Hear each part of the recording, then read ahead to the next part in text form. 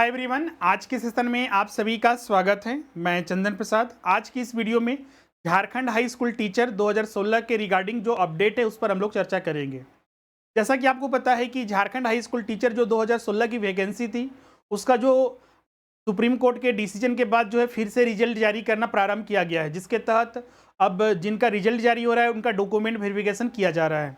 तो इस बार जो जारी किया गया है डॉक्यूमेंट वेरिफिकेशन के लिए कॉमर्स, बांग्ला और कुड़ुक के लिए, तो चलिए हम लोग जानते हैं कि इसमें कौन कौन बातों का आपको ध्यान में रखना है और डॉक्यूमेंट वेरिफिकेशन इसका कब होगा, और साथ ही इसमें डॉक्यूमेंट वेरिफिकेशन के लिए कौन कौन से सर्टिफिकेट और डॉक्यूमेंट को लेकर आपको जाना है। आप ध्यान रखिएगा, ये डॉक्यूमेंट वेरिफिकेशन जो है 14 मार्च को ही है, मतलब कि कल ही ये डॉक्यूमेंट वेरिफिकेशन आपका कराया जाएगा। और इसमें डॉक्यूमेंट वेरिफिकेशन जो है जेएसएससी का जो कार्यालय है नामकुम स्थित, वहीं पर ये किया जाएगा। तो चलिए हम लोग जो इसका पीडीएफ है उसको हम लोग देखते हैं। जेएसएससी की वेबसाइट पर आपको विजिट करना है।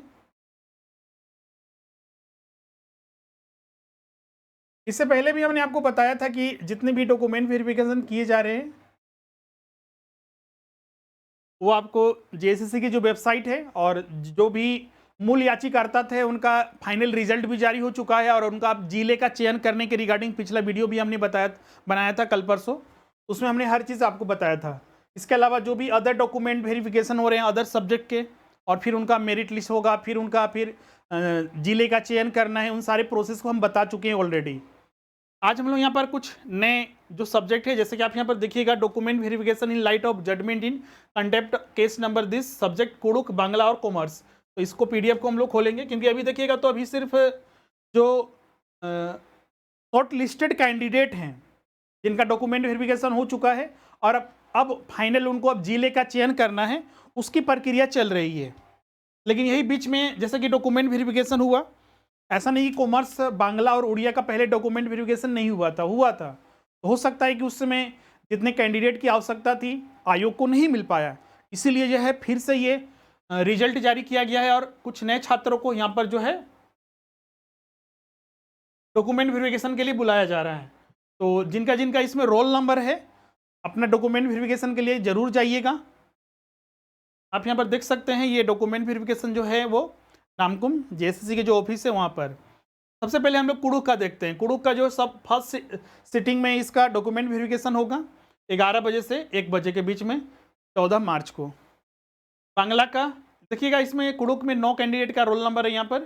बांग्ला का जो है आपका फर्स्ट सिटिंग में ही है 14 मार्च को ही, टोटल 4 कैंडिडेट है। अब कॉमर्स का है, कॉमर्स का 14 को ही है, लेकिन फर्स्ट शिफ्टिंग में है 11 बजे से 1 बजे के बीच में। और इसमें कुल कैंडिडेट जो है 41 कैंडिडेट का जो है कॉमर्स के डॉक्यूमेंट वेरिफिकेशन किया जाएगा। जिनका जिनका ये रोल नंबर है जरूर आप लोग जाइएगा। कुछ छात्रों को यहाँ पर एक समस्या हमने देखा है कि सर की उन बोलते हैं कि सर कि मेरा तो एडमिट कार्ड ही खो गया है, तो रोल नंबर हमें कहाँ से पता चलेगा। तो हमने आपको इसका प्रोसेस भी आपको बताया था कि आयोग कार्यालय में एक बार जरूर संपर्क कर लीजिए। जो रांची के हैं तो जल्दी विजिट कर सकते हैं, लेकिन जो बाहर के भी है हमने पहले के वीडियो में और अब तक हमने बहुत सारे वीडियो बना चुके हैं और हमने आपको बताया भी था कि आयोग के कार्यालय में जाइए, बिल्कुल वो मदद करेंगे।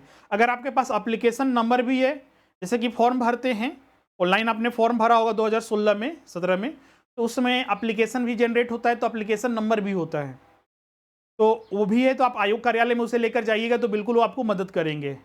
तो कुछ ना कुछ डॉक्यूमेंट आप लेके जरूर चले जाइएगा जिससे कि आपको हेल्प करेंगे। अब चलिए हम लोग बात करते हैं कि टाइम और डेट तो आपको यहाँ पर बता चुके हैं, वो सारा आपको ध्यान में रखना है। और साथ ही आपका जो डॉक्यूमेंट वेरिफिकेशन के लिए आपको क्या क्या लेके जाना है, तो सीधा सा आपका जितना भी आपका एजुकेशनल सर्टिफिकेट है सारे लेके जाना है। अगर आप किसी रिजर्व कैटेगरी में आते हैं, ST, SC, OBC या फिर कोई अदर स्पेसिफिक कैटेगरी, जैसे कि आपका PH कैंडिडेट वगैरह है, या फिर कुछ अदर रिजर्वेशन चाहते हैं जो आपने 2016 के फॉर्म में भरा था, सेम वही डॉक्यूमेंट्स आपको वहाँ पर लेके जाना है, जिससे कि सत्यापित हो सके कि आप जो डॉक्यूमेंट लेकर गए हैं और जो आपने फॉर्म में भरा था दोनों सेम हैं। उसमें बदलाव होगा तो वहाँ पर समस्या खड़ी हो सकती है। इसलिए देखिएगा, तो कुछ छात्र डॉक्यूमेंट वेरिफिकेशन के लिए जाते हैं, लेकिन वो पता चलता है कि वो रिजेक्ट कर दे या फिर उनको पेंडिंग रखा गया है। रिजेक्ट तो डायरेक्ट नहीं करते हैं, बल्कि उनको विचाराधीन रखते हैं, पेंडिंग रखते हैं, तो वैसी समस्या ना हो, एक चीज़ ध्यान रखिएगा। इसके अलावा आपको पता है कि 2 पेज का एक फॉर्म भी होता है जो यहाँ पर लास्ट में दिया हुआ है, इसको प्रिंट करवाना है आपको। प्रिंट करवा कर आपको ये लेते जाना है, जो डॉक्यूमेंट वेरिफिकेशन होगा। ये पहला पेज है, यहाँ पर आपको सारा रोल नंबर, जो जिस सब्जेक्ट में आपने अप्लाई किया है, टीजीटी अगर कोई कॉमर्स का है तो कॉमर्स लिख दीजिए, और जिस जिले से आपने अप्लाई किया था वो आपको यहाँ पर लिख देना है। और प्रमाण पत्र का जांच कब होगा, प्रथम पाली और द्वितीय। अभी तो प्रथम पाली में, तो प्रथम पाली को टिक कर लीजिएगा। अभ्यर्थी का नाम वगैरह वही सिर्फ आप इन्फॉर्मेशन देना है। फिर आपका रिसेंट साइज का जो फोटो है वो आपको यहाँ पर चिपकाना है। फिर आपका जो कैटेगरी है वगैरह सेलेक्ट करना है। फिर उसी तरह आपका जो शैक्षणिक प्रमाण पत्र है उसका आपको कुछ डिटेल यहाँ पर भरना है। फिर उसके बाद जो आपने फॉर्म भरा था स्नातक में, सॉरी स्नातक जो किया हुआ है उसमें कुछ जो सब्जेक्ट वगैरह उसका इन्फॉर्मेशन देना है। कुछ आपका यहाँ पर आरक्षण और स्थानीय से संबंधित जो आपका डिटेल देना है। इसके अलावा कहीं पर आप एक मतलब टीचर के रूप में योगदान दे रहे हैं तो उसके बारे में यहाँ पर इन्फॉर्मेशन देना है। अगर नहीं कर रहे हैं तो यहाँ पर नहीं लिख के छोड़ देना है इसको। और फिर बाद में यहाँ पर देखिएगा 16वां जो खंड में है, ये ध्यान रखिएगा, ये सब खुद आपको कुछ नहीं करना है। आपको क्या करना है कि ये फॉर्म लेकर चले जाना है, प्रिंट करवा कर ऊपर का कॉलम सब भर लीजिएगा। 14 तक आप खुद भर लीजिएगा। 15 में तो कुछ नहीं है, लेकिन हाँ 16 में जो भरना है ये जांच पदाधिकारी, मतलब कि जहां पर डॉक्यूमेंट वेरिफिकेशन होगा वहीं पर ये भरना है। आपको पहले से इसको भर कर या फिर किसी अन्य तरीके से वहां पर कुछ करके नहीं जाना है, तो इसको हमेशा ध्यान में रखिएगा। कुछ छात्र यहाँ पर पूछ रहे थे कि सर की जो डॉक्यूमेंट जो वेरिफिकेशन होगा उसमें कुछ अन्य चीज़ें, जैसे कि आपका मान लीजिए मेरे पास कोई डॉक्यूमेंट नहीं है जो उस समय हमने फॉर्म में भरा था, तो क्या समस्या हो सकती है? तो बिल्कुल समस्या हो सकती है। क्योंकि जैसे कि मान लीजिए कोई रिजर्व कैटेगरी है, आपने एसटी में भरा या एससी में भरा, लेकिन आपके पास वो अभी सर्टिफिकेट नहीं है, तो समस्या तो होगी ही। और ध्यान रखिए ना, ये सर्टिफिकेट भी आपको कब का चाहिए तो वो भी यहाँ पर मेंशन किया हुआ है। स्थानीय प्रमाण पत्र दिनांक 2/6/2016 से 24/4/2017 की अवधि तक निर्गत होना चाहिए। मतलब इस बीच का आपके पास जो सर्टिफिकेट है होना चाहिए। इसके अलावा जाति प्रमाण पत्र है 31/1/2013 से 25 अप्रैल 2017 की अवधि तक निर्गत होना चाहिए। अब कुछ छात्र अभी लेकर मतलब बोलेंगे कि नहीं हमने अभी तो एसटी का हमने या फिर एससी का या ओबीसी का हमने सर्टिफिकेट बना लिया है, वो लेके जाएंगे तो क्या मान्यता मिल जाएगी? तो नहीं मिलेगी, क्योंकि फॉर्म ये पहले ही आ चुका है। भले ही झारखंड में ऐसी स्थिति है कि 8 साल में यहाँ पर एक एग्जाम पूरा नहीं हो पा रहा है, लेकिन सर्टिफिकेट तो आपको वही लगेगा। तो इस चीज़ का हमेशा ध्यान रखिएगा। हाँ, कुछ इसमें डिमेरिट है, जैसे कि कल एक न्यूज़पेपर में आया था कि जो छात्र के मार्क्स बहुत ज़्यादा हैं तो उनको जनरल में लेना चाहिए था, लेकिन यहाँ पर क्या किया जा रहा है, जेएसएससी के द्वारा जो सुप्रीम कोर्ट के मतलब विरुद्ध है, उसके निर्णय के विरुद्ध है, उसके तहत जाकर वो उस छात्र का उसी कैटेगरी में सिलेक्शन कर रहे हैं। तो ये भी एक समस्या है, ज़्यादा मार्क्स होते हुए भी उनको जनरल के कैटेगरी में शामिल नहीं किया जा रहा है, जो कि वो गलत है। तो बहुत सारी चीज़ें हैं जिसमें कि समस्या तो है ही, लेकिन अपने तरफ से खुद गलती नहीं करना है जिससे कि आगे जाकर कुछ वहाँ पर दिक्कत हो सके, क्योंकि इतने सालों से वेट कर रहे हैं और फिर फाइनली चले कि एक छोटी सी गलती की वजह से रिजेक्ट हो जाए, तो ऐसा ना हो, इस बात का हमेशा ध्यान रखिएगा। इसके अलावा जितना भी ये सारी चीज़ें सही से भरिएगा, अगर कुछ दिक्कत हो तो ज़रूर कांटेक्ट करके या फिर किसी भी से हेल्प लेकर ज़रूर पूछकर उनको भर लीजिएगा, जिससे कि समस्या ना हो। अब यहाँ पर फाइनली अब आते हैं जो छात्र का ये डॉक्यूमेंट वेरिफिकेशन तो हम सारे यहाँ पर डिस्कस कर लिए हैं। आप लोग सब जाइए, ऑल द बेस्ट। अब यहाँ पर बात करते हैं कि जो छात्र, जैसे कि यहाँ पर जो शॉर्ट लिस्टेड कैंडिडेट हैं, ये क्या चीज़ आ रहा है अब, और ये क्या ये फाइनल मेरिट लिस्ट आ चुका है? जैसे कि यहाँ पर देखिएगा, पिछला वीडियो में अभी हमने बनाया था कि अब देखिए यहाँ पर जो डॉक्यूमेंट वेरिफिकेशन आपका हो गया, तो क्या उसके बाद जो रिजल्ट आएगा क्या फाइनल होगा? तो इसका उत्तर होगा नहीं। डॉक्यूमेंट वेरिफिकेशन होगा, उसके बाद फिर एक मेरिट लिस्ट और आएगा जो शॉर्ट लिस्टेड कैंडिडेट आएगा, और उसमें आपको जिले का चयन करना होगा। और वो जिले के चयन करने के आधार पर ये नहीं मान के चलना है कि आपको कि वो फाइनल हो गया, उसके बाद भी यहाँ पर देखिएगा तो जैसे एक जिले का यहाँ पर चयन किया जा रहा है, तो इसमें यहाँ पर सीधा सा लिखा हुआ है, अभ्यर्थी से जिला का विकल्प प्राप्त करना परीक्षा फल गठन अंतर्गत अभिन्न कार्रवाई मात्र है एवं यह नियुक्ति हेतु अनुशंसा का घोतक नहीं है। मतलब कि अभी भी जिले के चयन करने के बाद भी आपके पास मतलब कि अगला मेरिट लिस्ट आएगा, उससे पता चलेगा कि किनका किनका चयन हुआ है।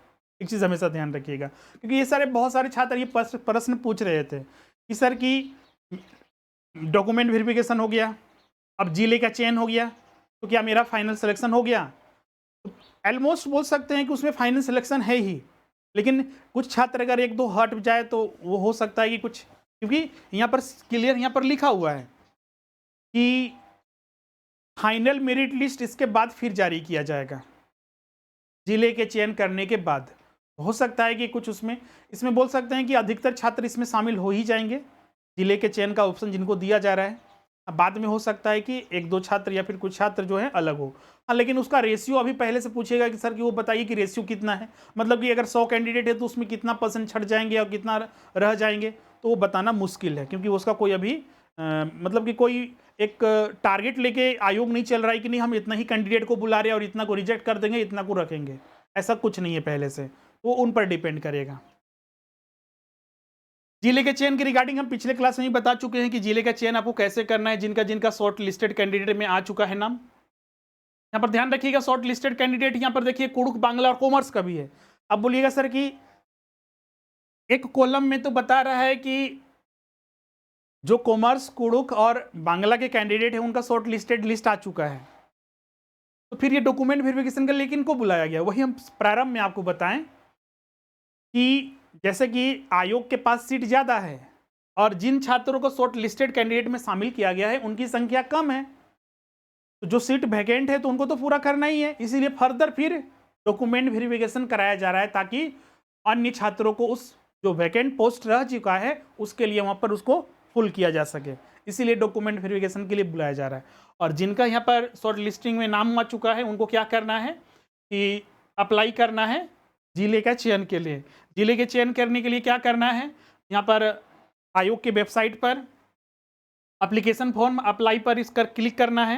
यहीं पर देखिएगा पहला जो कॉलम है, link for accepting district preference for original petitioner, apply now, यहाँ पर आपको डिस्ट्रिक्ट का अप्लाई करना है। यहाँ पर देखिएगा आपको आ गया, यहाँ पर लॉगिन करना है, लॉगिन यहाँ पर रोल नंबर या फिर एप्लीकेशन नंबर डालकर डेट ऑफ बर्थ और ये जो कोड है इसको डाल करके यहाँ पर लॉगिन कर देना है।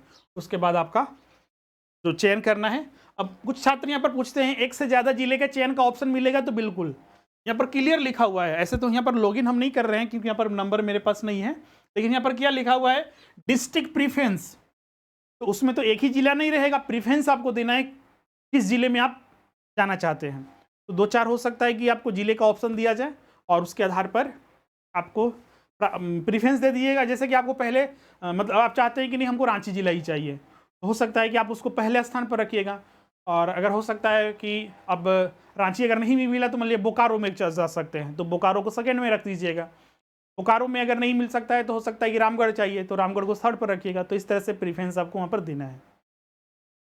तो फाइनली इससे संबंधित जितना भी इन्फॉर्मेशन था वो सारे हमने डिस्कस कर लिए हैं, और भी इससे संबंधित कोई और अपडेट होगा तो हम आपके साथ चर्चा जरूर करेंगे।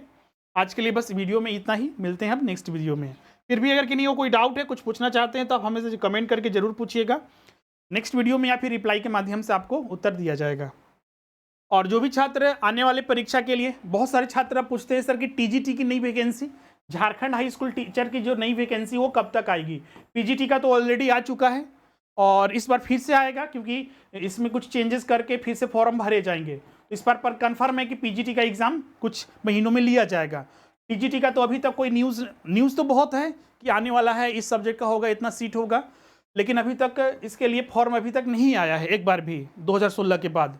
तो क्या चांसेस है कब तक आएगा? तो ज़्यादा चांसेस है कि आपका कुछ महीनों में इसकी भी वैकेंसी आएगी। मतलब पीजीटी और टीजीटी के लिए ऑप्शन आपके पास एक ही साथ रहेंगे, जैसा कि पिछला बार हुआ था। 2016 में टीजीटी आया था, 2017 में आपका पीजीटी आ गया था। इस बार भी ज़्यादा चांसेस है, तो इसीलिए आप तैयारी कंटिन्यूटी बना कर रखें। इसके अलावा जेटेट भी और सहायक आचार्य की भी नियुक्ति की जाएगी, लेकिन सब चीज़ नियोजन नीति पर रुका हुआ है और ज़्यादा चांसेस है कि नियोजन नीति अब क्लियर ही हो चुकी है और फाइनली जो है ये सब वैकेंसी कुछ ही महीनों में ये आने वाले हैं और एग्ज़ाम जो है जल्द से जल्द लिया जाएगा। तो इसीलिए आप अपनी तैयारी जो है बेहतर बनाए रखिए और सेल्फ स्टडी हो या फिर हमारे संस्थान के साथ जुड़कर आप संपूर्ण तैयारी कर सकते हैं, जहाँ पर आपको live classes, recording class, notes, test सारी चीज़ें उपलब्ध कराई जाती है और हर कोर्स की वैलिडिटी भी 1 साल होती है और समय के अनुसार उसे एक्सटेंड भी किया जा सकता है अगर एग्जाम नहीं हुआ तो। यहाँ पर आपको अभी जो क्लासेस मिलेंगे बहुत सारे डिफरेंट सब्जेक्ट के और जनरल पेपर के डिफरेंट टीचर जो एक्सपीरियंस टीचर है उनके द्वारा आपको क्लासेस उपलब्ध कराई जाती है। और इसमें जुड़ने के लिए हमारा जो एप्लीकेशन है स्वरूप लर्निंग ऐप, इसे गूगल प्ले स्टोर से डाउनलोड करना है और वहीं पर स्टोर में जाकर आपको रजिस्ट्रेशन करना है। आज का सेशन हम लोग यहीं पर एंड करते हैं। अगर किन्हीं एडमिशन की रिगार्डिंग और किसी अन्य जानकारी आप चाहते हैं तो आप इस नंबर पर कॉन्टैक्ट कर सकते हैं या फिर व्हाट्सअप कर सकते हैं। अब मिलते हैं नेक्स्ट वीडियो में। आज के लिए बस इतना ही। Thank you everyone.